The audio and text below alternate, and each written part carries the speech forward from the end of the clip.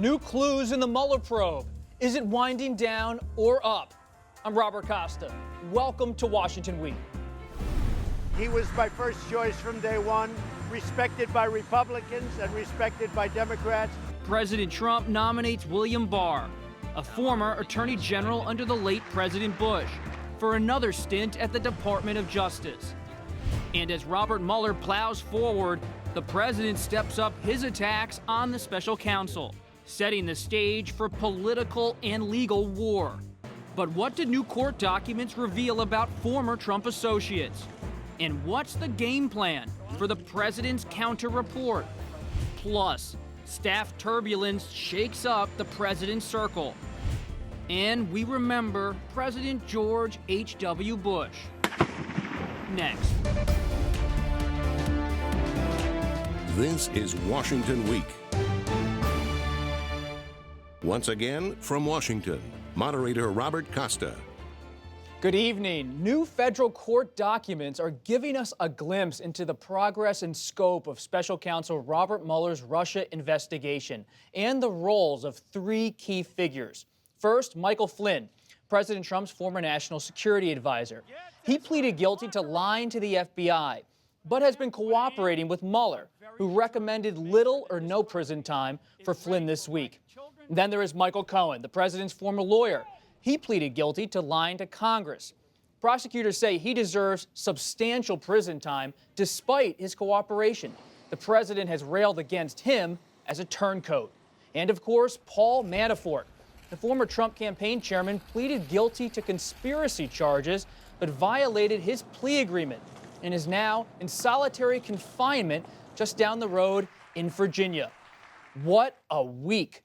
Joining me tonight, Andrea Mitchell, Chief Foreign Affairs Correspondent for NBC News. Philip Rucker, White House Bureau Chief for The Washington Post. Abby Phillip, White House Correspondent for CNN. And Carl Hulse, Chief Washington Correspondent for The New York Times. A busy Friday, Andrea. Appreciate everyone being here. I know you all just came from your newsrooms. Start with Michael Cohen. A revealing document. They're being pretty tough on him, saying he should still go to jail. What stands out to you? What's important for President Trump? Well, for President Trump, who is really central in all of these filings, for President Trump, it's important that Cohen was, according to the prosecutors, coordinating his false testimony to Congress with the White House. Who in the White House? We don't know, but that coordination is certainly troubling for the White House, for the president as well, and also that President Trump himself directed those payments. We knew this from his plea, but this is very specific that the President of the United States directed those payments when he was candidate to those two women, and this is a violation of campaign finance law, as has been admitted to, and that they believe that Cohen does not deserve a lenient sentence, at least those from the Southern District. They say that his cooperation was not immediate, it was not full, and in fact, the details about the allegations that have now been established of tax violations, millions of dollars in unpaid taxes. There's a lot more to Michael Cohen than we knew before. The president said in a tweet, Phil, he's not worried about any of this. He says he's in the clear. But is that really the sense inside of the White House tonight?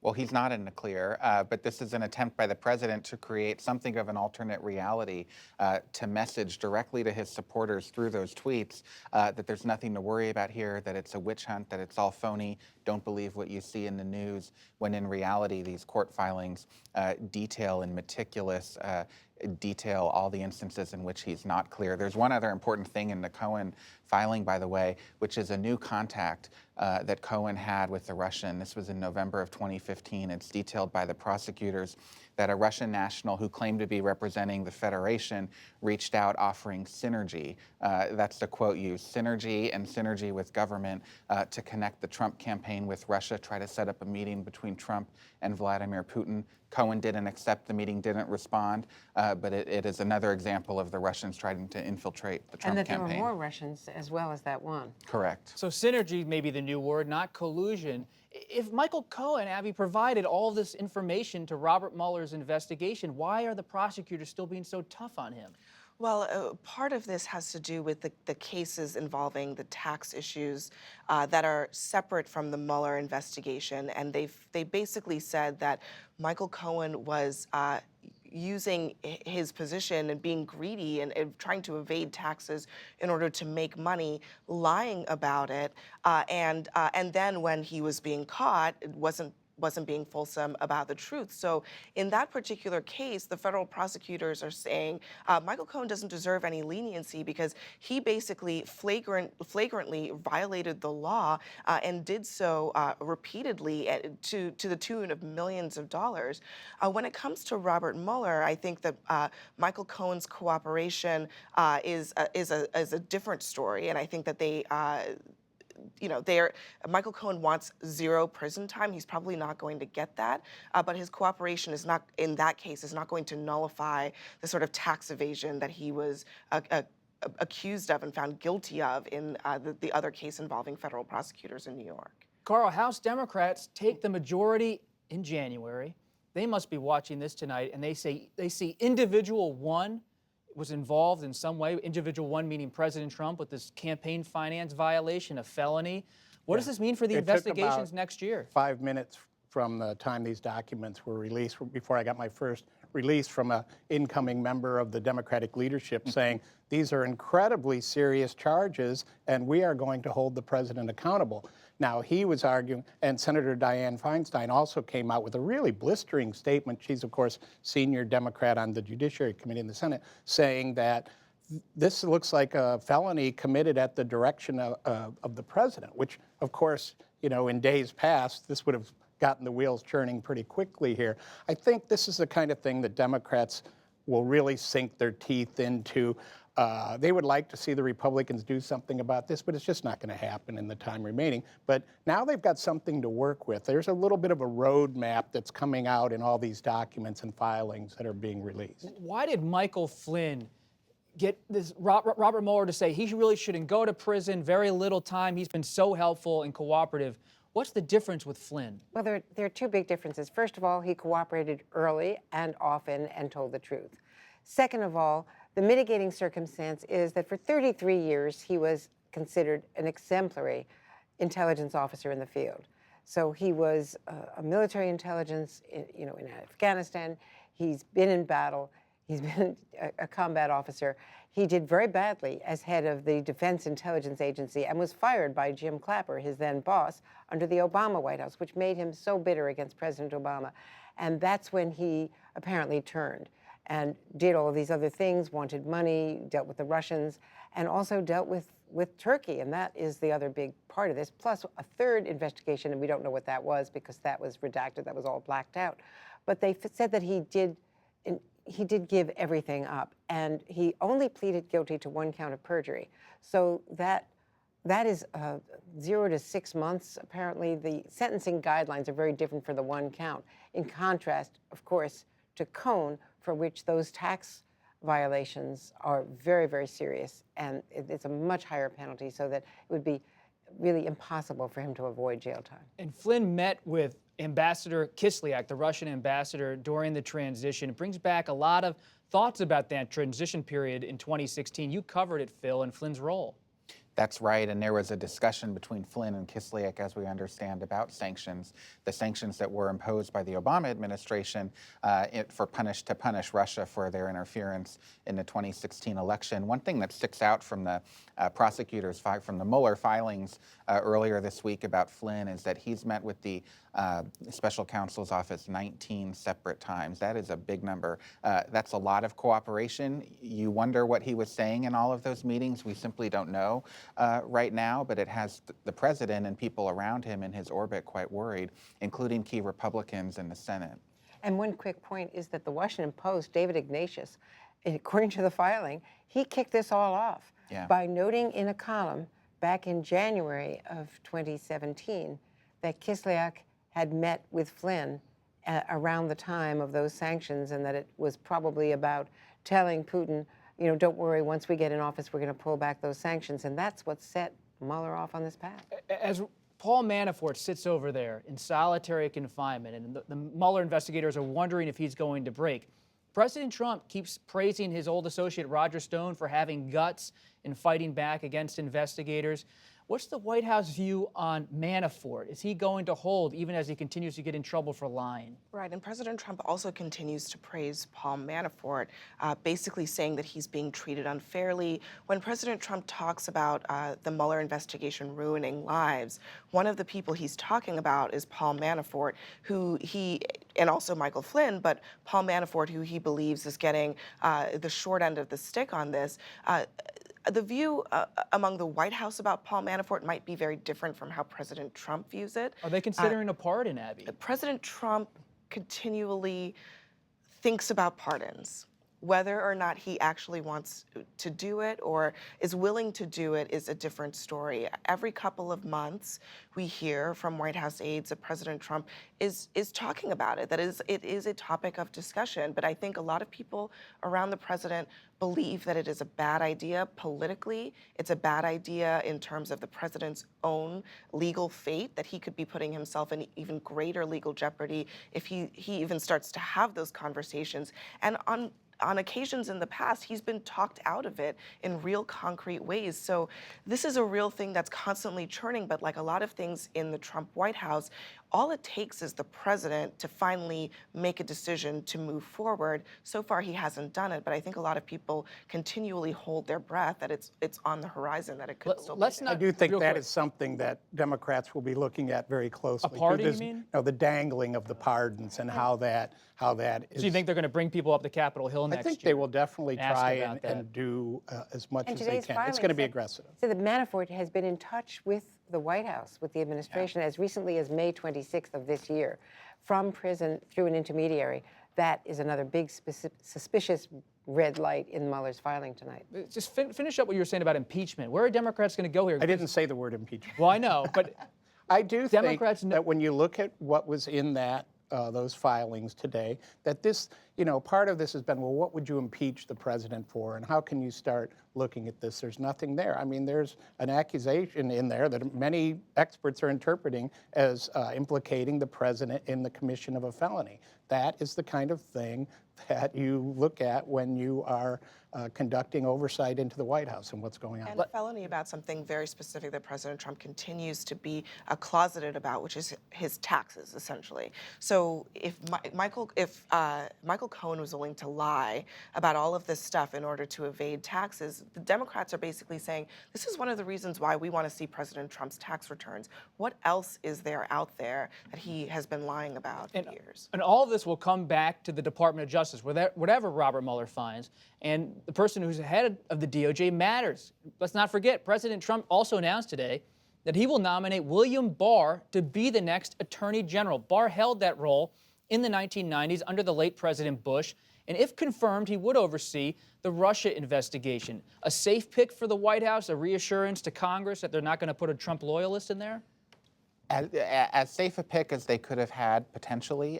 He certainly comes from the establishment legal community of the Republican Party here in Washington, but he has made some controversial statements about the Mueller probe in the past that is sure to come up in his confirmation hearings, and he's going to have to figure out, Barr is, how to navigate the questions and demands from senators, mostly Democratic senators, but I think also some Republican senators. Will he pledge to let Mueller continue the investigation? Will he pledge to be an independent voice, an independent actor at the Justice Department without being influenced on the Russia matter from the White House? And he's going to have to figure out how to navigate that while still keep making sure Trump views him as loyal and that he doesn't get on the wrong side of the president. Andrea, I want to follow up on what Phil just said. In May of 2017, Barr wrote an op-ed for The Post defending President Trump's decision to fire FBI Director James Comey, really a fan of presidential power. He also told The Post the same year, or actually pretty more recently than that Hillary Clinton, the former Secretary of State, should be further investigated by the DOJ. So his bio screams establishment, but a lot of alliance here ideologically with President Trump, perhaps. Yeah, I've heard that Rod Rosenstein was saying today that he's happy about Barr, that he worked for him years ago. So there's that. But I think under questioning and confirmation, he's going to have to make some declaration about willingness to protect the Mueller probe. That's going to be, I think, the bottom line. What's your outlook on the Senate? I think that there's a high comfort level about Barr among Senate Republicans. He's a grown-up. He's done this before. They trust him. You know, it's not, and I think the Democrats are going to do exactly what you said, and we've already seen this today from Senator Blumenthal and others. He's going to have to commit to protect the investigation. I think that he was confirmed unanimously when he was confirmed Attorney General the first time. Democrats actually liked him. So, you know, it's not going to be a Kavanaugh situation. You know, it's going to be, it'll probably be okay. And if you think about, it's not just Barr today. The president also announced his pick to be the next U.S. ambassador to the United Nations. President Trump has tapped Heather Nauert, the State Department spokesperson and former Fox News host, to replace Nikki Haley at the UN. You've been at the White House all day, Abby. Is she someone who's going to be shaping U.S. foreign policy, or is she more of a spokesperson for the policy, a lower profile figure? It does seem that the pick signals a shift in that role.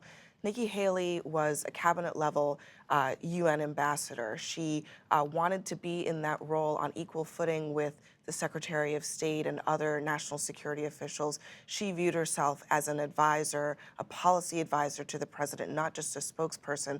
Heather Nauert is quite literally a spokesperson, someone who was a former journalist, who communicates well and effectively what the president wants her to communicate, but the big question mark in her bio is her lack of experience in foreign policy, or at least a lengthy experience there. But that might be exactly what the president likes about her, and also what Secretary of State Mike Pompeo likes about her. Pompeo, you know, our reporting at CNN wants that role to be not a cabinet-level position, in part to streamline the foreign policy through the State Department, again, which is more traditional for Republican presidents. So I think we'll see that role diminishing with Nauert in that role. Your read, Andrea?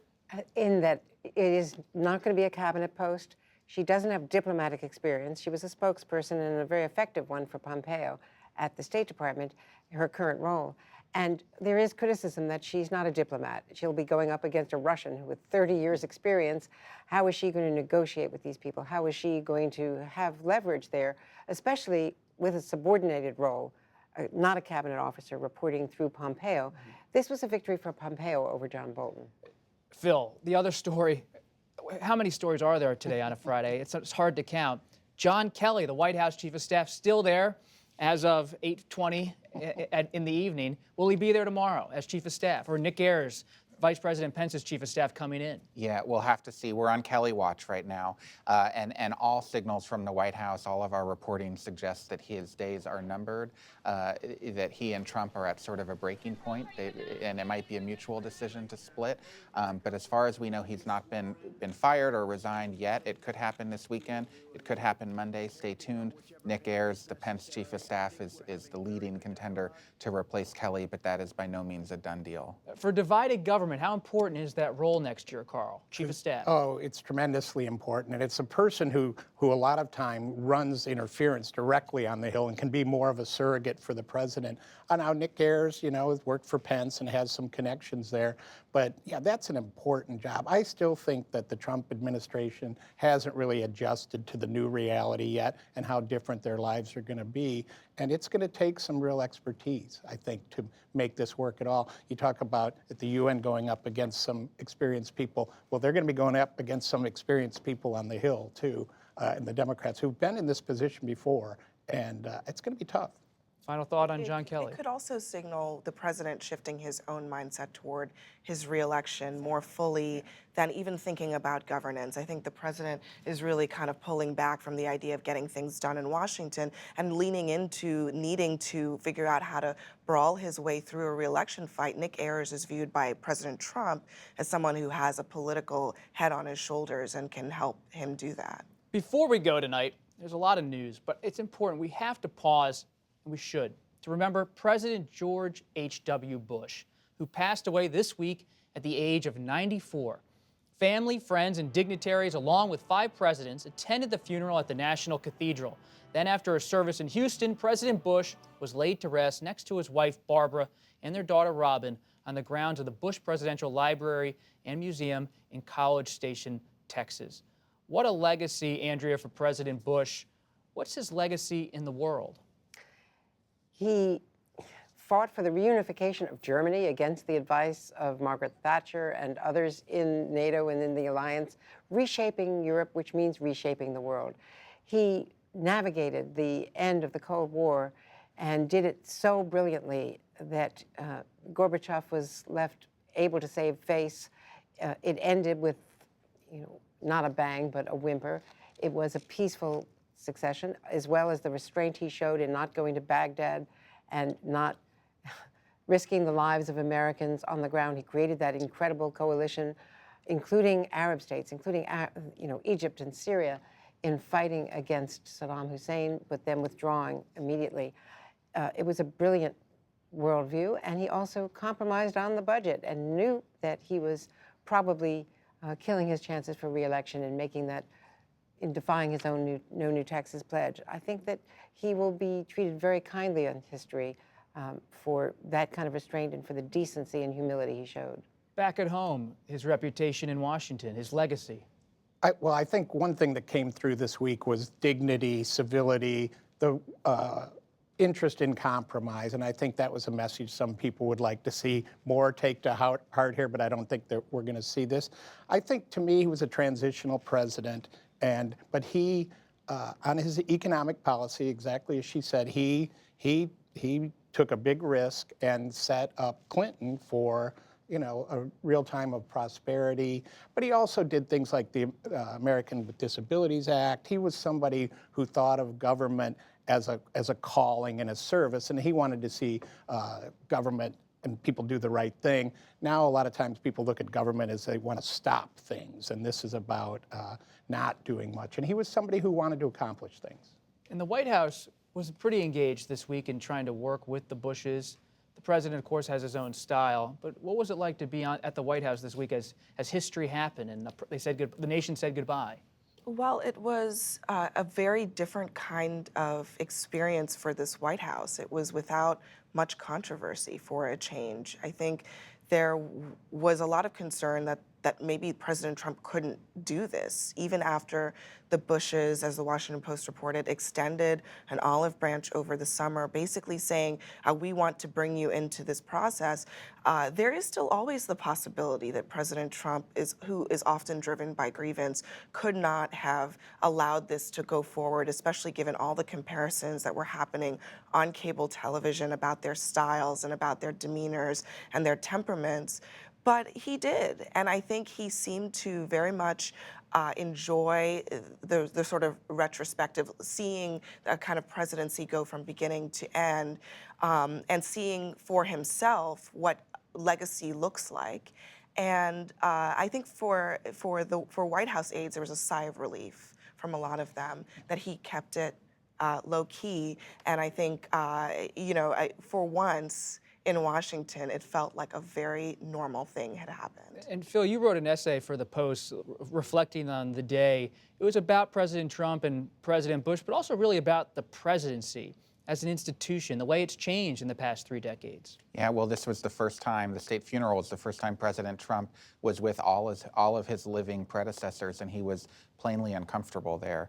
He was seated with them, but he was standing alone, and there were a lot of moments through that ceremony when the eulogists were talking about President Bush, his humility, his call to service, his military heroism, his bravery, his dedication to leading from the heart, where you could just see the implicit contrast to Trump. I think it was an uncomfortable moment for Trump, and a moment where the country sort of paused to realize how different this president is. And the Republican Party has changed so much. It has, and Carl, you mentioned some of the things that Bush did in office. He negotiated the North American Free Trade Agreement, which Trump is now undoing. He signed into law the Clean Air Act, which the Trump administration is undoing. It was a very different Republican Party and a different kind of agenda than we have today.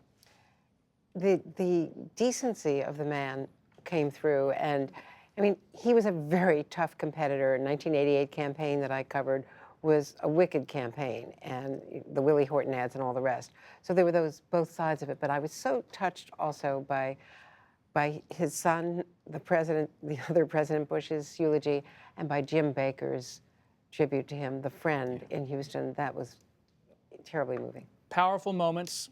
We'll remember those moments, and We send our best to the Bush family, and thanks everybody again for being here on a busy, busy Friday night. Our conversation will continue on the Washington Week podcast. You can find that on our website, Fridays after 10 p.m., and also on your favorite podcast app.